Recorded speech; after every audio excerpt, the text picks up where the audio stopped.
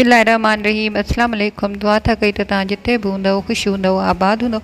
असां वटि अल्लाह साईं जा रहम ऐं करम आहिनि। जीअं त अंब अची चुका आहिनि त अंबनि जी असां मुख़्तलिफ़ रेसिपीज़ अॼुकल्ह ठाहे रहिया आहियूं। त अॼु असां तव्हांजे लाइ ठाहे रहिया आहियूं अंबनि मां ताज़ो फ्रेश अंबनि जो जूस। अचो तव्हांखे ॿुधायूं त हीउ mango juice, fresh mango juice कीअं थो ठहे ऐं हिनखे ठाहिण लाइ असांखे कहिड़ियुनि कहिड़ियुनि शयुनि जी ज़रूरत पवंदी आहे। हीउ ॾाढो सिहत बख़्श आहे ऐं उन सां गॾोगॾु ॾाढो मज़ेदार बि आहे ऐं ठाहिण बि तमामु आसान आहे। सभ खां पहिरीं मूंखे घुर्बल आहिनि 1 किलो ताज़ा अंब असांखे जेके मार्केट में मिलिया आहिनि। उन्हनि अंबनि खे असां धोई करे साफ़ करे ऐं हिते रखी छॾियो टोकरी में, हिकिड़ी बास्केट में। उन्हनि अंबनि खे मां नंढा नंढा क्यूब्स में कटे थी वठां खल लाहे करे। उन्हनि अंबनि खे कटण खां पोइ मूंखे घुर्बल आहे खीर। हिते खीर खयो आहे मां 1 किलो। खीर कड़ियल हुजे या कचो हुजे इन सां को फ़र्क़ु न पवंदो।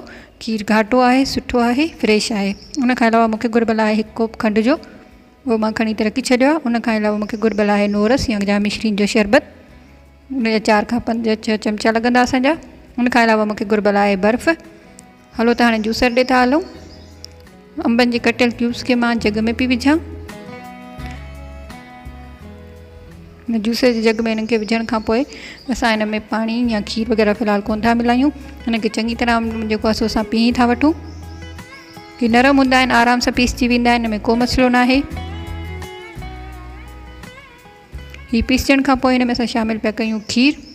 हिते मां 1 किलो खां थोरो घटि खीर पई विझां।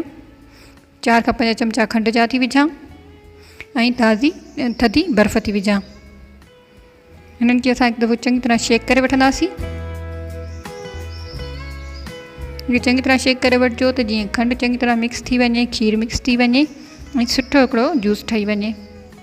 हीअ असांजो जूस बिल्कुलु रेडी आहे। अचो त हिनखे असां गिलासनि में कढी था वठूं।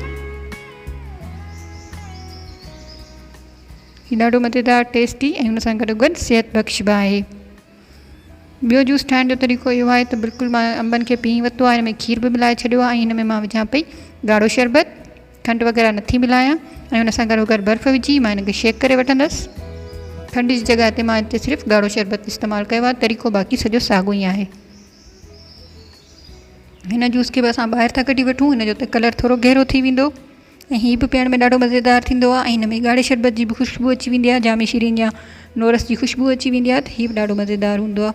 ॿई जूस घर में ट्राए कजो, ॿुधाइजो त कहिड़ो सुठो थो ठहे ऐं कहिड़ो तव्हांखे वधीक पसंदि आयो।